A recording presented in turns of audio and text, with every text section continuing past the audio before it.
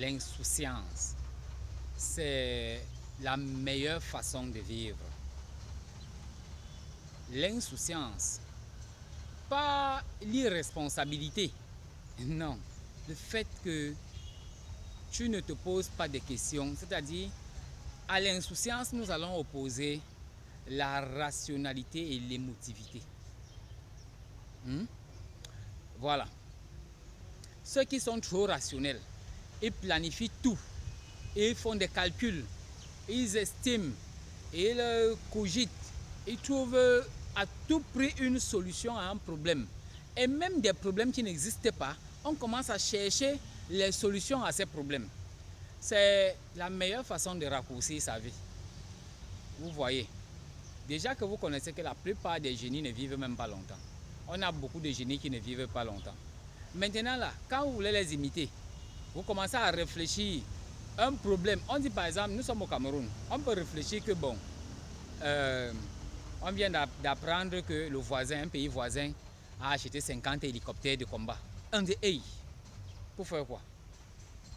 Il faut que nous aussi, on ait même 100 hélicoptères de combat. Bon, voilà. Donc, ce type, je prends un exemple, l'exemple militaire, mais ce n'est pas de ça que je veux parler. Je veux dire, supposons que le voisin veut élever 3 niveaux.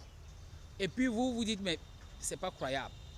On est voisin, lui il élève 3 niveaux, moi je suis encore là. Vous commencez à faire des calculs. Non, il faut à tout prix que moi aussi j'élève. Ça c'est une bonne façon de désactiver les mécanismes je peux dire, qui permettent aux gens de vivre longtemps. Regardez autour de vous.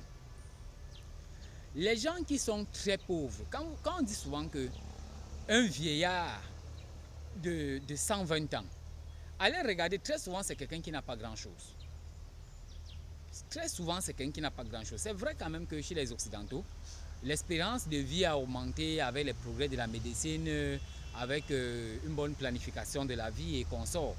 Mais même comme ça là, c'est des choses qu'on peut calculer, c'est-à-dire que ça a augmenté. Et vous allez voir qu'autour d'un certain âge, tous ces gens-là qui bénéficient de la grâce d'une meilleure planification de la vie et même des progrès de la médecine, vers un certain âge, tous ces gens commencent à partir. Mais celui-là qui ne connaît même pas cette planification, mais qui est resté dans l'insouciance, qui est resté au présent, c'est-à-dire il vit étant au présent. Il ne vit pas une vie en étant désaxé à droite ou à gauche. Vous voyez? Et il vit au présent. Celui-là, il vit dans l'insouciance. C'est pour cela qu'on dit que les Africains, je prends le cas du célèbre chanteur Johnny Elwood du Cameroun, qui parle des pygmées qui vivaient dans leur insouciance. Ça ne veut pas dire que le pygmée là ne réfléchit pas. Ça ne veut pas dire qu'il ne fait pas face à ses problèmes. Mais il vit l'insouciance. Il n'est pas là pour trouver une solution à tout prix à un problème. La nature même a un mécanisme pour apporter des solutions. Parfois, vous regardez un problème, vous vous dites que non, le problème, il va seulement me tuer. Mais le jour J, vous voyez que le problème s'est résolu. Il y a eu un mécanisme par lequel une solution s'est... Ah, c'est comme ça. Et c'est comme ça que les saisons passent et les arbres retrouvent tantôt des feuilles à telle saison, tantôt perdent des feuilles. Alors on va dire que non, oh vraiment, ça c'est la saison sèche. L'arbre est en train de perdre des feuilles, qu'est-ce que je vais faire? Il faut que j'arrose, il faut que je fasse ça. Tu fais ça, tu perds seulement ton temps. Parce que lorsque le printemps ou je sais pas moi, la saison pluvieuse va arriver, la nature va s'arroser elle-même et reverdir. Donc, les gens qui veulent à tout prix trouver des solutions aux problèmes, ok, la prospective, on va calculer ce qui va se passer dans 50 ans. On va trouver toutes les solutions à tous ces problèmes-là. C'est une façon de se tuer. La même chose se passe chez ceux qui sont trop émotifs. Ok, et comment on dit que tel malheur m'est arrivé parce que pourquoi c'est à moi que les choses comme ça arrivent? Ouais, vraiment, de Dieu, tel était mort, pourquoi? Oh, il commence à se soucier toujours vraiment à regretter quelque chose. Ce n'est pas bon. Toujours en train de dire que pourquoi moi? Ouais, pourquoi ceci s'était produit? Telle personne est où? Oh, pourquoi on m'a déçu? Les gens qui essaient de s'empoisonner parce qu'ils ont une déception amoureuse, ils veulent se ôter la vie, tout ça. C'est une autre façon idiote de vivre. Franchement, vraiment malade de vivre. Une façon bête.